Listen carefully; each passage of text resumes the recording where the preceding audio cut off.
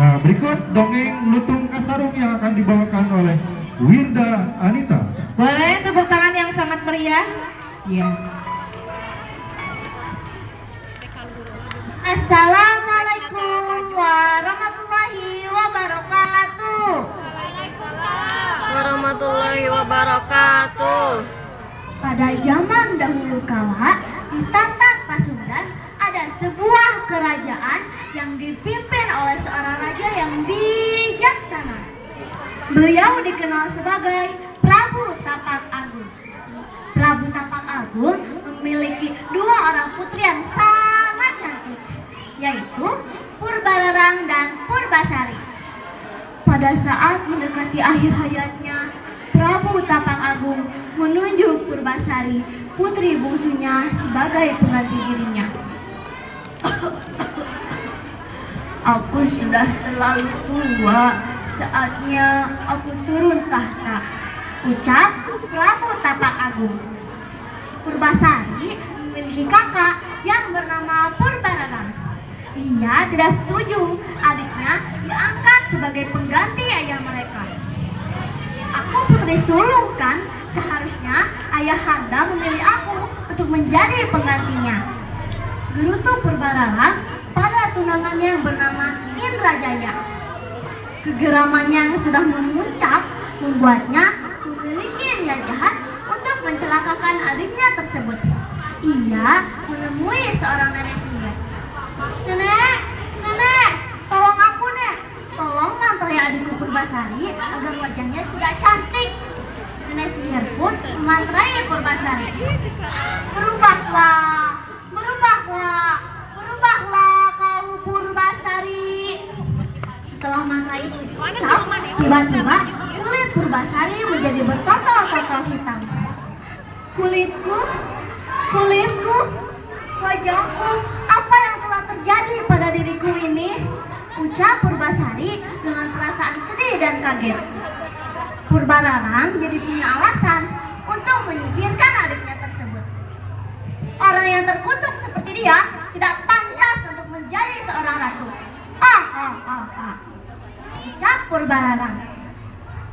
Kemudian ia menyuruh seorang patih untuk mengasingkan Purbasari ke hutan dengan menggunakan kereta kencana. Sesampainya di hutan, patih tersebut masih berbaik hati dengan membuatkan sebuah pondok untuk Purbasari dan menasihati Purbasari. Tabahlah Tuan Putri, cobaan ini pasti akan berakhir. Yang Maha Kuasa pasti akan selalu bersama Putri. Terima kasih Paman, ucap Purbasari. Selama ia di hutan, ia mempunyai banyak teman, yaitu hewan-hewan yang selalu baik kepadanya. Di antara hewan-hewan tersebut, ada seekor kera berbulu hitam yang misterius. Tidak lain dan tidak bukan, kera tersebut adalah Lutung Kasarung. Tetapi kera tersebut yang paling perhatian pada Purbasari. Ia selalu mengambilkan bunga-bunga yang indah sekali, serta buah-buahan bersama teman-temannya. Pada saat malam bulan purnama, Lutung Kasarung bersikap aneh. Dia berjalan ke tempat yang sepi lalu bersemedi. Ia sedang memohon permohonan kepada para dewa-dewa. Ini membuktikan bahwa Lutung Kasarung bukanlah makhluk biasa. Tidak lama setelah itu, tanah di dekat Lutung Kasarung merekah dan terciptalah telaga kecil. Airnya sangat jernih. Airnya mengandung obat yang sangat harum. Lutung Kasarung berniat untuk membantu Purbasari, karena selama ia membahagiakan Purbasari, ia tidak melihat Purbasari berbuat jahat. Justru sebaliknya, Purbasari sangat baik hati. Aku yakin pasti ada yang salah. Selama ini kan Purbasari selalu bangun pagi.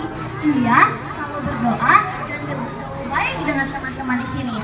Ia pun selalu memakan makanan yang ada di hutan ini. Tidak mungkin kulitnya rusak karena makanan. Ada yang tidak beres nih, ujar Lutung Kasarung. Keesokan harinya, ia menemui Purbasari. Ia memintanya untuk mandi di telaga tersebut. Apa manfaatnya bagiku? Pikir Purbasari. Tetapi ia mau menurutinya. Tidak lama setelah ia menceburkan dirinya ke telaga tersebut, suatu hal terjadi pada kulitnya. Kulitnya menjadi bersih kembali dan wajahnya juga cantik kembali. Ia kaget setelah ia bercermin di telaga tersebut.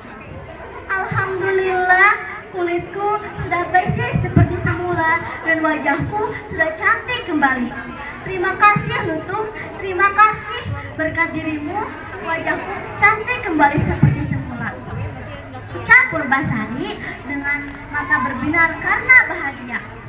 Di istana, Purbararang memutuskan untuk melihat adiknya di hutan.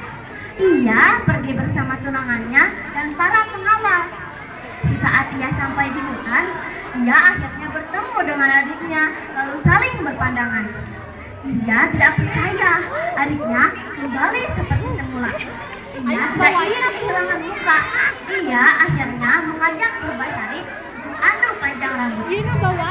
Siapa yang paling panjang rambutnya, ialah pemenangnya. Ucap Purbararang.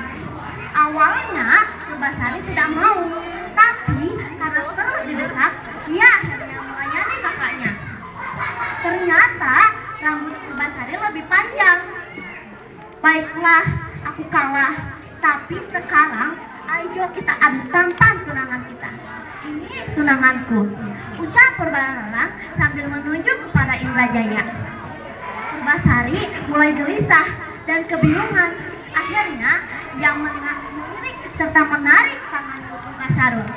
Lutung Kasarung meloncat-loncat seakan-akan menenangkan Purbasari. Purbararang tertawa terbahak-bahak setelah melihat kera itu adalah tunangan Purbasari. Jadi kera itu tunanganmu? Hahaha, ujar Purbararang. Pada saat itu juga Lutung Kasarung segera bersemedi. Dan pada saat itu juga Lutung Kasarung berubah menjadi pemuda gagah berwajah sangat tampan, melebihi Indrajaya. Semua orang terkejut melihat kejadian tersebut. Purbararang akhirnya mengakui kekalahannya dan kesalahannya. Ia mohon maaf kepada adiknya dan memohon untuk tidak dihukum. Purbasari yang baik hati juga memaafkan kakaknya dan memutuskan untuk tidak menghukum kakaknya tersebut. Mereka kembali ke istana. Purbasari menjadi ratu yang sangat cantik, didampingi oleh seorang pemuda idamannya. Pemuda yang selama ini menjaganya dalam wujud seekor lutung. Wassalamualaikum warahmatullahi wabarakatuh. Waalaikumsalam warahmatullahi wabarakatuh. Waalaikumsalam warahmatullahi wabarakatuh. Terima kasih